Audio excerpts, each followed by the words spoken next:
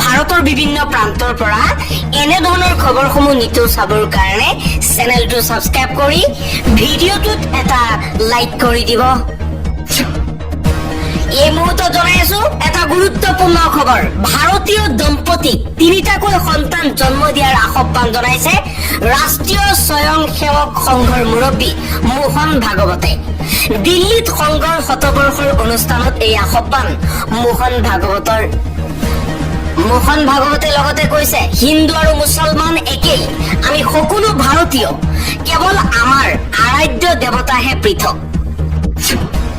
পৰৱৰ্তী খবৰ, দেশৰ আটাইতকৈ পাৰদৰ্শী মুখ্যমন্ত্ৰীৰ তালিকাত শীৰ্ষস্থানত আছে অসমৰ মুখ্যমন্ত্ৰী হিমন্ত বিশ্ব শৰ্মা। ইণ্ডিয়া টুডেৰ মুড অব দ্য নেশ্যন সমীক্ষাত তালিকাৰ শীৰ্ষত অসমৰ মুখ্যমন্ত্ৰী হিমন্ত বিশ্ব শৰ্মা। আন এটা খবৰ, বিজেপিত যোগদানৰ ইংগিত প্ৰাক্তন আছু নেতা শংকৰজ্যোতি বৰুৱাৰ। শুকুৰবাৰে যোগদানৰ পৰিকল্পনা নথকাৰ কথা সদৰি কৰিলে সদৌ অসম ছাত্ৰ সন্থাৰ প্ৰাক্তন সাধাৰণ সম্পাদকগৰাকীয়ে। আন এটা খবৰ, অসমত বাংলাদেশীৰ বোজা মানি নলওঁ বুলি কৈ কা আইনৰ জৰিয়তে ৬৯,৫০০ অবৈধ বিদেশী ডি ভোটাৰ্ছ গোচৰ উঠাই দিয়া চৰকাৰৰ লগত মিতিৰালি কৰা সকল অসম বিৰোধী হয়নে নহয় প্ৰশ্ন কৰিছে চিত্ত বসুমতাৰীয়ে।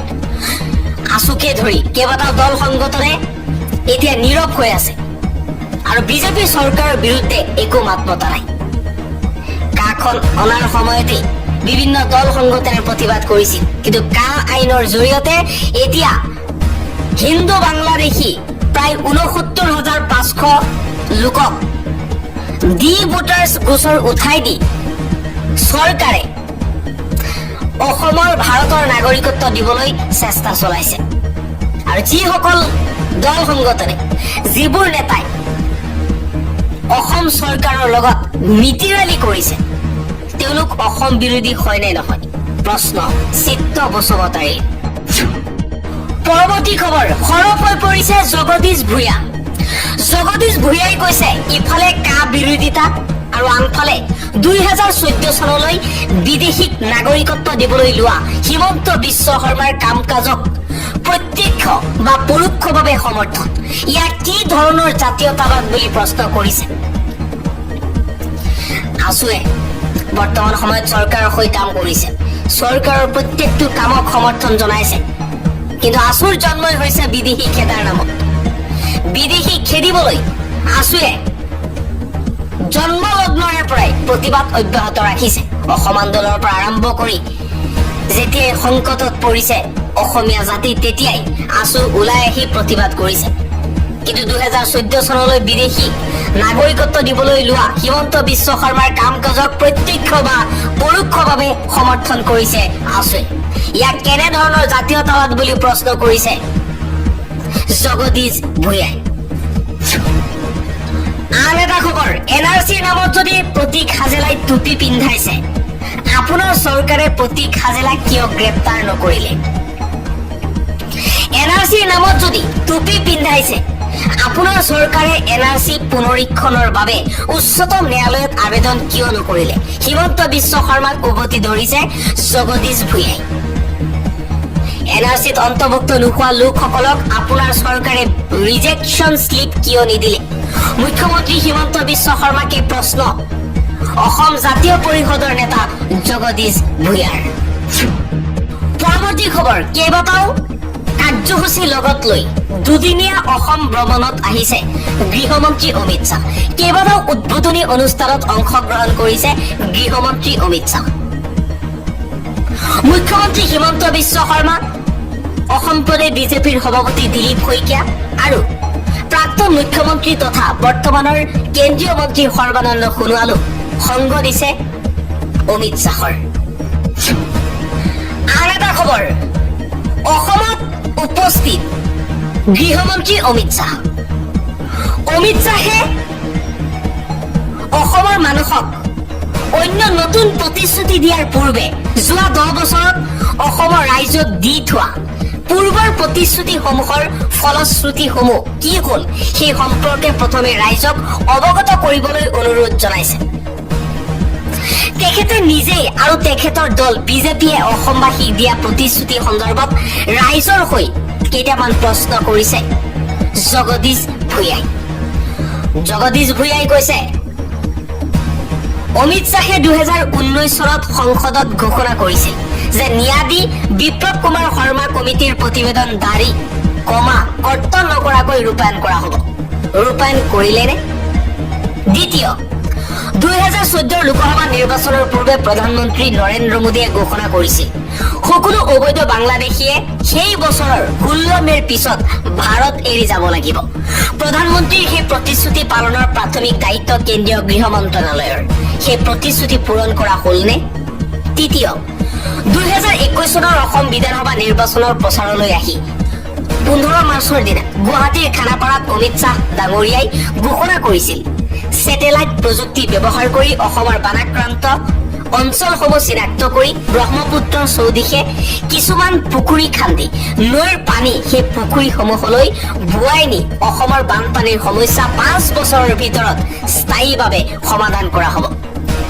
সেই পৰিকল্পনাৰ প্ৰকল্পটো এতিয়া কি পৰ্যায়ত আছে, কিমানখিনি আগবাঢ়িল, উত্তৰ দিব পাৰিবনে?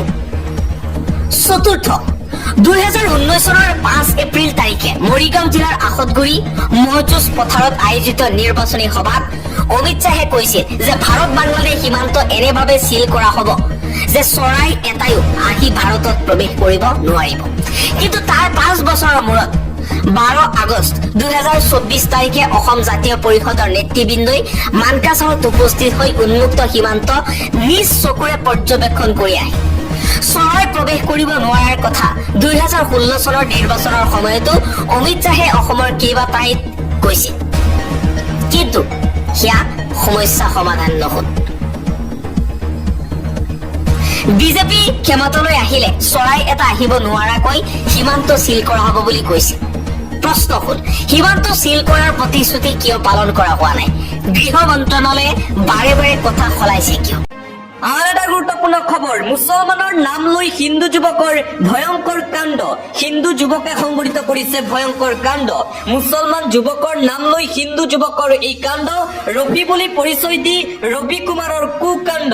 প্ৰথমে মুছলমান যুৱতীক প্ৰেমৰ প্ৰলোভনেৰে পেলাই জালত, তাৰ পাছত বিয়া পাতি ভিডিঅ' প্ৰস্তুত কৰি আৰম্ভ ব্লেকমেইলিং। 3গৰাকীকৈ মুছলমান যুৱতী এতিয়ালৈ জালত পৰিছে ৰবি কুমাৰৰ। 3 নম্বৰ গৰাকীয়ে পোহৰলৈ আনিলে ভয়ংকৰ কাণ্ড। ইতিমধ্যে হায়দৰাবাদ আৰক্ষীয়ে গোচৰ পঞ্জীয়ন কৰি আৰম্ভ কৰিছে তদন্ত। হায়দৰাবাদৰ তেলেংগানাত হিন্দু যুৱকৰ দেশ খপাই যোৱা ভয়ংকৰ কাণ্ড। মুছলমান যুৱকৰ নাম লৈ হিন্দু যুৱকৰ এইবাৰ ভয়ংকৰ কাণ্ড পোহৰলৈ আহিছে। এটা ব্ৰেকিং নিউজ, মেৰাপানীত নগাৰ বিৰুদ্ধে চলিব ধাৰাবাহিক আন্দোলন। আন্দোলনৰ ঘোষণা কৰা হৈছে নগাৰ বিৰুদ্ধে। গোলাঘাটৰ মেৰাপানীত নগাৰ বিৰুদ্ধে চলিব ধাৰাবাহিক আন্দোলন। নগাৰ নিৰ্দেশৰ পিছতেই দল সংগঠনৰ গৰ্জন নগাৰ বিৰুদ্ধে। শুক্ৰবাৰৰ পৰা নগাৰ বিৰুদ্ধে অৰ্থাৎ আজিৰে পৰা নগাৰ বিৰুদ্ধে চলিব ধাৰাবাহিক আন্দোলন। 11টাকৈ নগাবস্তিয়ে জাৰি কৰা কঠোৰ নিৰ্দেশনাৰ পাছতেই ক্ষুব্ধ জাতীয় দল সংগঠন। মেৰাপানীত নগাৰ বিৰুদ্ধে চলিব এই ধাৰাবাহিক আন্দোলন। আৰ এটা ব্ৰেকিং নিউজ, কংগ্ৰেস নেতাক ভয়ঙ্কৰ আক্ৰমণ। আৰ কংগ্ৰেস নেতাক আক্ৰমণ কৰাৰ পিছতেই গৌৰৱ গগৈৰ ফেসবুকত পোস্ট। আজি কাছাৰ মহাবিদ্যালয়ত ভোট চুৰ চকী এৰক অভিযানৰ নেতৃত্ব দি থকা অৱস্থাত প্ৰাক্তন NSUI সাধাৰণ সম্পাদক চন্দন মজুমদাৰৰ ওপৰত ABVP কৰ্মীয়ে কৰা হিংসাত্মক আক্ৰমণৰ ঘটনাক মই কঠোৰ ভাষাৰে নিন্দা কৰিছো। এই আক্ৰমণে পুনৰ এবাৰ ছাত্ৰ সমাজৰ উদাত্ত কণ্ঠ আৰু গণতান্ত্ৰিক আন্দোলনৰ প্ৰতি থকা বিজেপি দলৰ ভয় আৰু শংকা প্ৰমাণ কৰিলে। আমি চন্দনৰ লগতে আন যিকোনো ব্যক্তিৰ সৈতে দৃঢ়তাৰে সৈতে ঐক্যবদ্ধভাৱে আছো, যিসকলে এনে হিংসা আৰু ভয় ভীতি দেখুওৱা অপশক্তিৰ বিৰুদ্ধে সদায় শিৰণত নকৰি দৃঢ়তাৰে যুঁজি আছো। আৰু এইদৰে কংগ্ৰেছ নেতাক আক্ৰমণ কৰাৰ পিছতে সৰব হৈ পৰিছে গৌৰৱ গগৈ।